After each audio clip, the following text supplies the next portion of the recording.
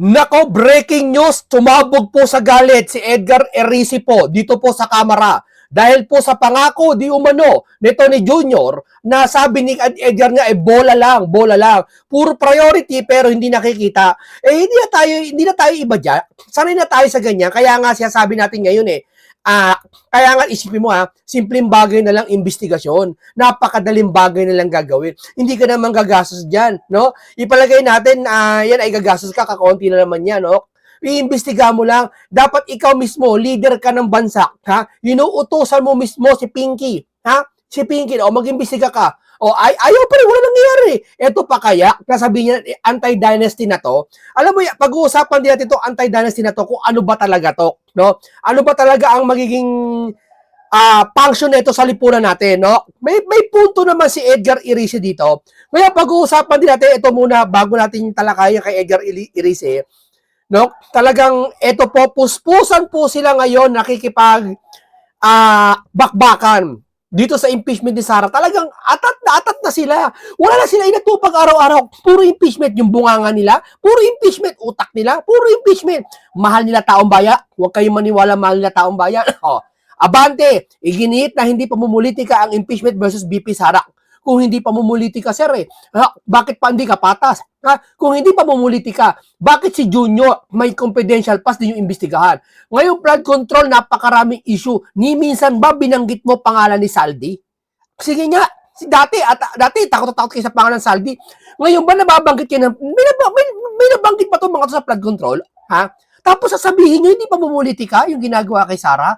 Ni minsan nga, sige, palagay natin si Sara ng urakot. Palagay natin. Lustay, sige, palagay natin, no?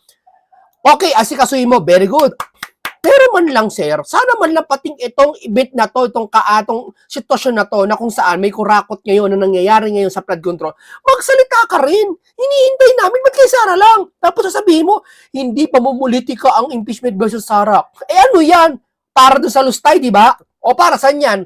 Di ba? Kung talaga para sa lustay yan, may nalustay si Sara, maging patas kayo, pati sa kabila, kahit saan kayo makarating, sir. Kahit sa Biblia, sir. Ang Panginoon, di ba, pastor kayo, nagtuturo ang Panginoon ng parehas. Makatwiran nga Hindi lang pag-ibig ang Panginoon, kundi makatwira. Parehas po kayong hahatulan. Hindi porket ikaw malakas sa Panginoon, ikaw lang hindi hahatulan. Ang Diyos hindi nagtatangi, di ba? Yan ang ano nyo? Yan ang doktrina sa inyo. Bakit ngayon parang si Sara lang? Hindi kami maniniwala na hindi namumuliti kaya. Hindi ho ba? Okay. Ngayon, ito pa po. Paano nga naman makukuha ang patas na pagdinig sa boto ng BP kung ang mga huhusga ay allegedly nakatanggap na mali-maletang pera? Kahit hindi na lang maleta-maletang pera, kahit hindi na lang mali-malete. Yun na lang yung mga mukha ng mga yan. Ni minsan, di ba, nabanggit nyo ba mga korupsyon na nangyayari sa gobyerno? Kayo ba nagkandak ng investigation na eto na, sino ba? Yan mga yan, nabanggit nyo ba pangalan? Yung una. Ngayon, yun talagang akala, siguro, baka sapat na sa kanila na huli si Diskaya, mga district engineer. Hindi, kahit sino tanong mo, hindi na sapat. Ang sapat, yung mahuli yung big fish. Hindi na makakakilos ikaw ba naman, makakakilos ba naman ng engineer, district engineer, takan ang Diskaya, ha? Kung walang basbas ng mataas, kayo naman. Hindi ho ba? Kaya hindi na lang sa mali-maleta Huwag na lang sa mali-maleta mabigyan sila. Sige, granted, hindi na totoo yung nabigyan kayo ng maleta. Pero man lang, isabay nyo yung investigasyon sa nangyayari ngayong kasalukuyan na walang kumikilos Sino ba kumikilos? Si Senator Dante Marcoleta lang kumikilos. Wala lang iba. Pag nagsalita yung iba, binabakbakan. Si Senator Marcoleta immune sa ganyan. Sige, bakbakan nyo ako. Pero ito, ginagawa ko to para sa mga naniniwala sa akin. Yan ang katulad ng Senator Dante Marcoleta. Okay, dumako na tayo dito kay Erice. Talaga pong galit na galit po si Erice. Talagang real talk lang po talaga. Dito sa sitwasyon na to, walang kulay. Wala tong kulay kung pinklawan ba si Erice, kung ano ba. Ipinaglalaban niya yung katwiran. Pakinggan niyo po. Objection. Yeah, okay. So that's an objection to the Yes, motion. Okay. objection. Yes, Congressman Erice. Well, Mr. Chair, kung ipapasa po natin itong version na ito po ay hindi anti-political dynasty bill. May isa kasing version ng anti-dynasty bill na pinapasayata na ganun din mas more sa kasalukuyan ngayon na kung saan makakatakbo lahat, pati pamangkin mo, maging barangay chairman, makakatakbo. Kasi isang political, hindi ko alam kung ba't nila, hindi ko alam ba't sinusulong nila ang political dynasty, ba't gusto nila mawala to. Kasi sabi ko nga, depende yan. Ang isang anti-dynasty bill, yung hindi na makakatakbo yung kamag-anak, di ba, vice mayor, pinsan mo, kapatid mo yung mayor, yung congressman, kapatid mo rin, di ba? Tapos yung nanay mo, gobernador ng ganito. Yan yung mga kasalukuyan ngayon eh. Hindi yan maganda kung kurakot ang nasa namumuno. Pero maganda yan kung halimbawa, pamilya kayo walang kurakot. Halimbawa, Pacquiao. Puro kabutihan ng puso ang pinapaira. Halimbawa, si Pacquiao, naniniwala ko, hindi kurakot yon. O, papayag ka na ang maupo, isa pang Pacquiao, na basta may magaling. Diba? Kaya nga bubutong tao eh. Magaling. Hindi, yun ang pero pangit kung halimbawa magkakamag-anak, puro kurakot. Di ba? Pero kung maganda naman, para mapaganda yung bayan, halimbawa, sino bang pamilya ang matapang? Ang kaya lang gumawa para sumupil, ha? Sumugpo sa mga durugista, sa mga masasama. Sino lang ba? Wala akong kilala kundi Duterte. Di ba? Duterte lang kakaya eh. Ikaw ba, hindi ka papayag na Duterte ulit? Ako, payag ako. Bakit? Kahit masorbe niya, di ba sabi, lumalabas Duterte. Bakit Duterte? Kasi si Duterte lang nakakaya ng sugpuin yung mga kriminal. Hindi kayang gawin ng Pinglawan yan eh. Di ba? Hindi po pwede, wag, mahalaga buhay. Pero yung mga nabiktima ng mga durugista, wala silang pakialam. Dahil ito po, mas worse pa sa nangyayari ngayon. Hindi lang po sumabog sa galit eh. Binulgar niya baho ni Junior po. mataba na dynasty ang ipopromote nito. Bundat na dynasty ang ipopromote nito. Pangalawa po, maliwanag sa ating konstitusyon. Sa mga framers ng konstitusyon natin, meron pong parameters on how to define a political dynasty. One, it should promote equal access and opportunities to ordinary citizens for public office. Dito po,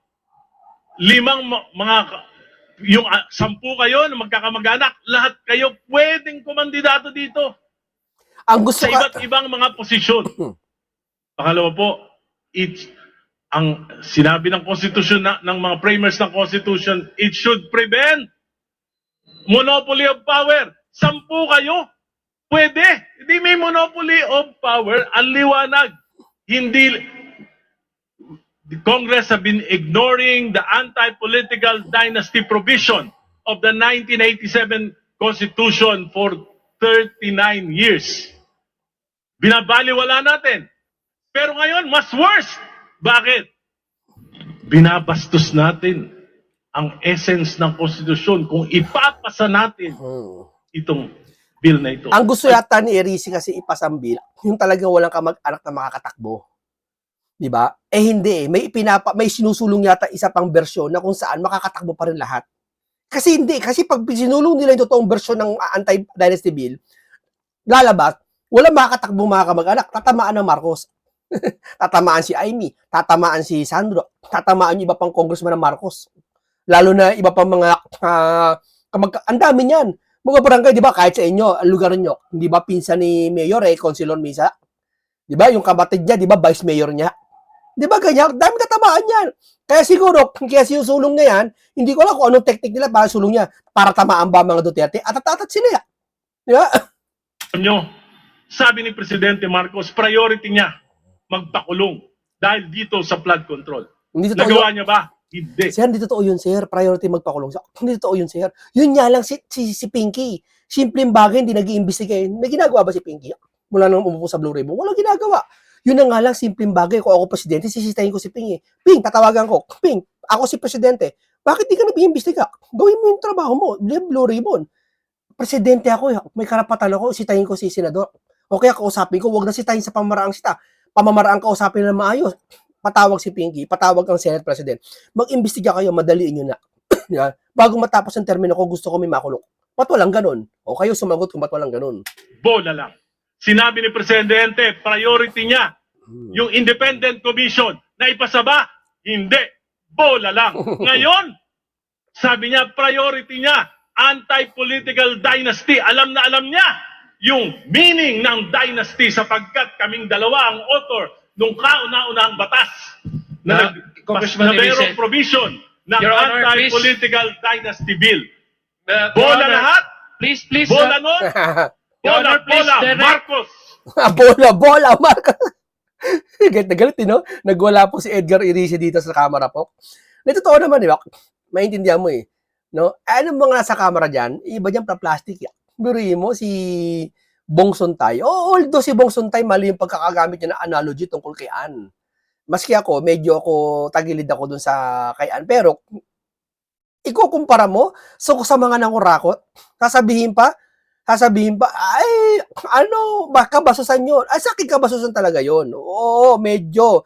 Hindi ako pabor kay Bong Suntay. Hindi ako pabor. Sa sinabi niya, di ba? Medyo na anuhan din ako, medyo, ang dami-daming gagamitin analogy, yung pag ginamit ni Bong Suntay. Pero kung naramdamin mo yung ibig niya sabihin, nagkamali talaga siya doon, no? Sa analogy niyan. Dapat hindi na lang ako kasi magaling ako sa analogy. Hindi na lang yung gagamitin ko analogy, iba na lang. Kesa doon kasi maselan yun analogy. Kumbaga matak pa ng yung analogy mo dapat imbis na maunawaan ng tao kasi ang analogy po kasi isang bagay na kung saan mauunawaan mo. Yung analogy po ini-example yan sa ibang bagay. Di ba? Alam mo, di ba may mag-analogy? Halimbawa, si Pinky hindi nag-iimbestiga, inusgahan kagad yung 18 Marines. O, ano analogy nun? Ito analogy nun. Kumbaga sa isang pagkain, nagluto ka ng papaitan, nagluto ka ng spaghetti, hindi mo pa natitikman, sinabi mo, ang pangit-pangit ng lasa ng spaghetti. Pero hindi pa natitikman. O, analogy yung ganung kwento. Ito naman si Bong Suntay, siguro nagkamali siya ng analogy na una naisip niya, pero sa akin, hindi mali yun para sa akin, hindi ko kinukonsintiyo. Pero kung makikita mo sa camera, dapat kung may mali palang ganito, tungkol sa analogy na ganito, tungkol sa nababastusan kayo, dapat mas mabastusan din kayo sa mga nangurakot. Talak na tahimik kayo eh. Di ba? Your Honor, please direct. If that's a objection, you don't need to explain your objection. You just say you objected to the motion. But I would allow. I only allowed you to say your piece, Mr. Chair, just to be fair, no? So Talaga sila, no? Pero pag nagdako ng kabanambaya, okay lang. Ma'am, Si Kiko Barsaga, ethics complaint yan. I-ethics mo yan. Pero pag nagnakaw, wala. Tahimik sila. lumusot na po sa komite sa Kamara yung anti-political dynasty bill. Pero may ilang mambabatas na binawi yung kanilang suporta, umatras sa Handaan nyo, pag itang ulo nyo, baka umitang ulo nyo kay Auntie Claire. sponsorship. Dahil hindi sila sang-ayon dun sa bersyon na ipinasa. Actually, ang sabi ni Congressman Erice ay nambobola lang si Presidente na priority measure itong anti-political dynasty bill. Ano pong reaksyon ng Malacanang? Bakit naman po kay Pangulo isisisi? Kung ayaw niya ng version sa House of Representatives, di sa pagka nagkaroon po ng pagdebate, debatihin niya po munang mabuti. Ilabas niya na lahat ang kanyang talino. At kung anong kahihinatnan niyan, hindi naman po siyang mag-isa lang ang magdidesisyon niyan. Ang nakakapagtaka po dito kay Congressman Erice, parang lahat na lang ng kasalanan sa mundo, isinisisi niya sa Pangulo. Di tinamaan din siya. Lahat daw ng kasalanan, ang hirap daw kay Erice, lahat ng kasalanan lahat ng mundo, isisisi sa Pangulo. Kayo nga na kay Sara Duterte. Lahat ng period nyo kay Sara di ba? Lahat ng kumpara nyo kay Sara. Ang Pangulo, nagtatrabaho, hindi kumpara isa dyan, nagmamasyala. Palagay natin totoo yun, pero hindi mo na kailangan banggitin nyo. Para ba lahat si Duterte na lang? Di ba? Ano pakiramdam ngayon? Ayan ang hirap.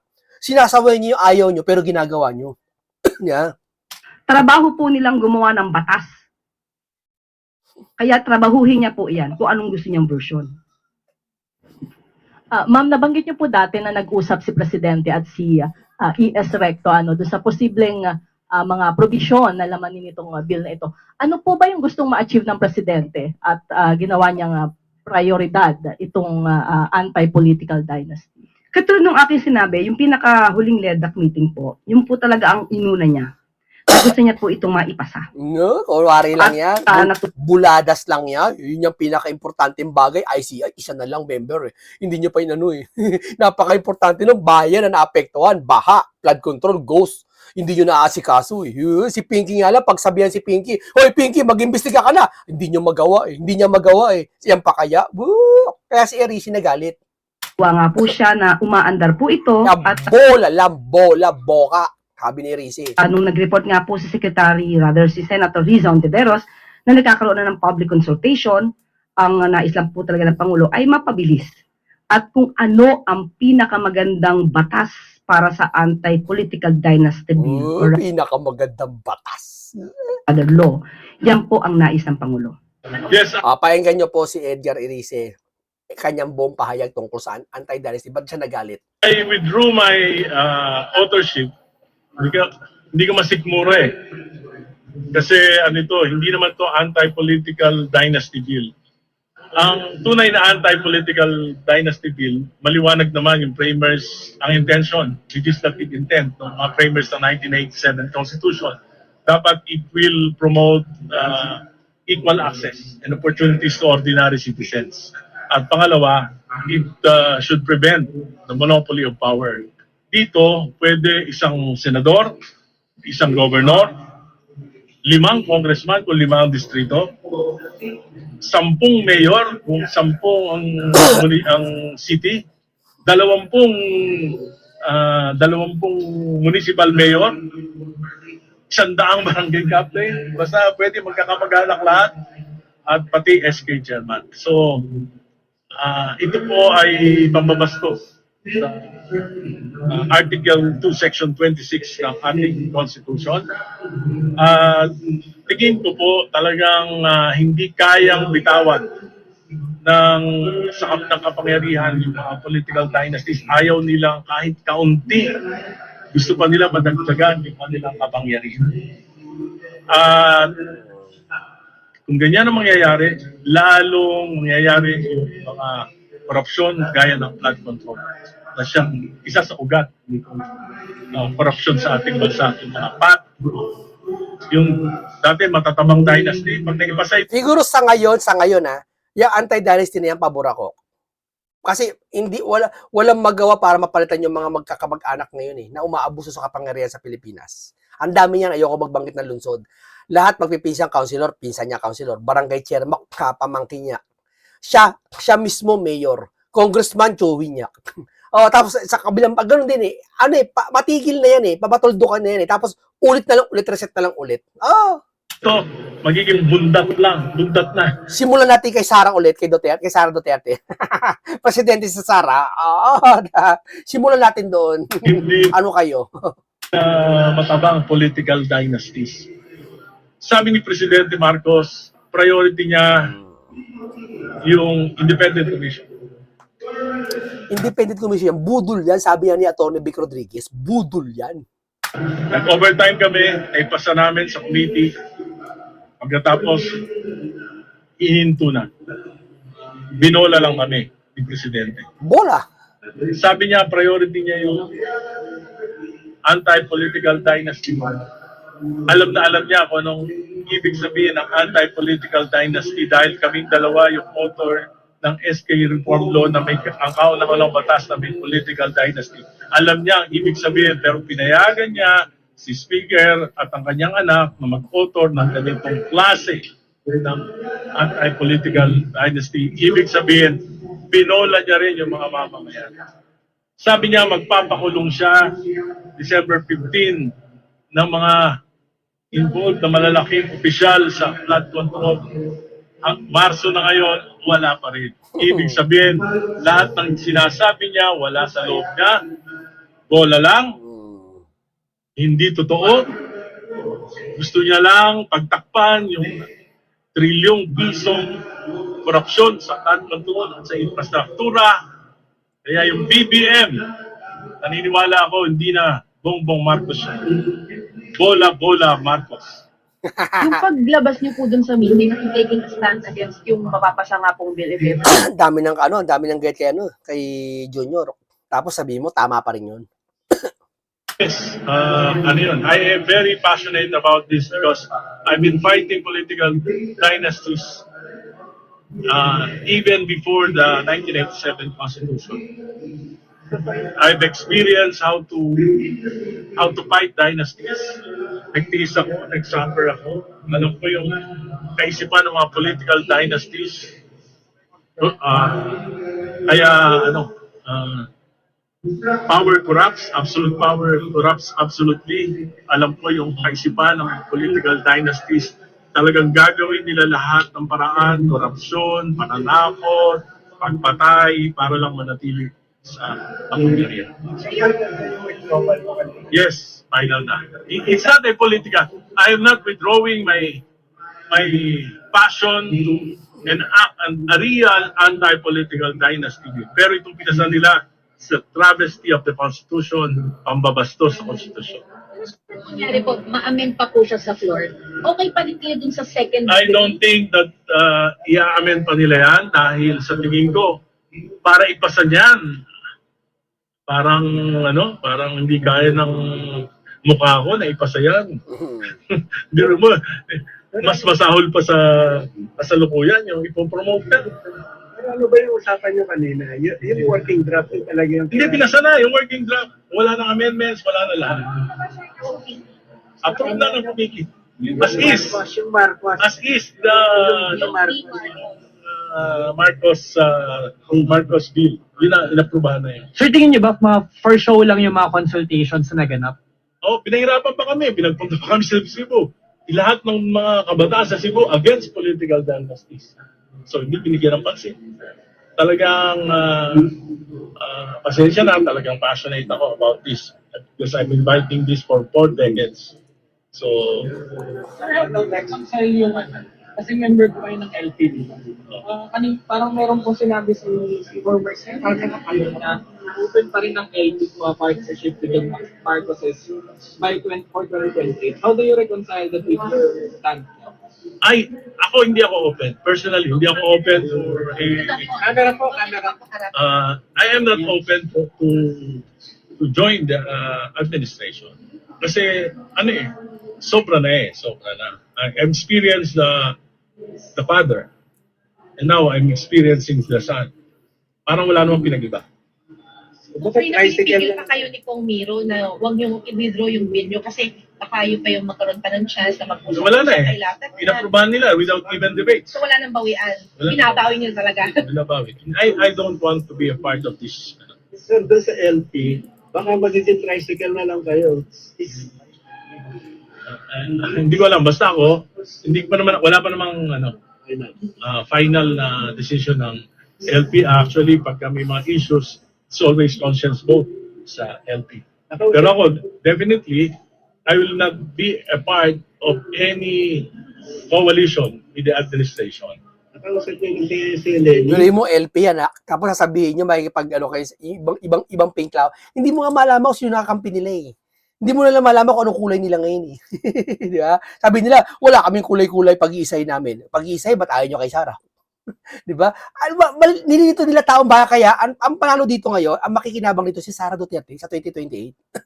Nakausap niyo na si Lenny personal. No. I won't be a part. If they are willing to join, then I will not be a part of it. Pero wala namang desisyon. Hindi kayo aalis sa partido. If ever. Basta nga, kung they will join, I will not join them if it's possible. Wala na, alis na kayo sa LP, buwag na yun eh. Hindi naman sa papabaso sa LP. Wala na eh. Nadungi sila ng mga kasamahan niya. Totoo lang. Diba? Sabi niya ni Guanzon eh, ang mga LP talaga is Doto, dati, talaga maayos. Nadungi sila yung mga bago ngayon, na iba na, makakaliwa na, iba na yung mga layunin. Dapat na po sa committee yung national. Okay, maraming salamat po rito. Hanggang dito lang po muna tayo. Isang mapagpalang araw, isa tong topic na kung saan marami kayong matututunan, isang masustansyang pag-uusap, isang bagong karunungan naman, kaalaman inyong nalaman. Mag-ingat lahat kayo. Paalam sa inyong lahat.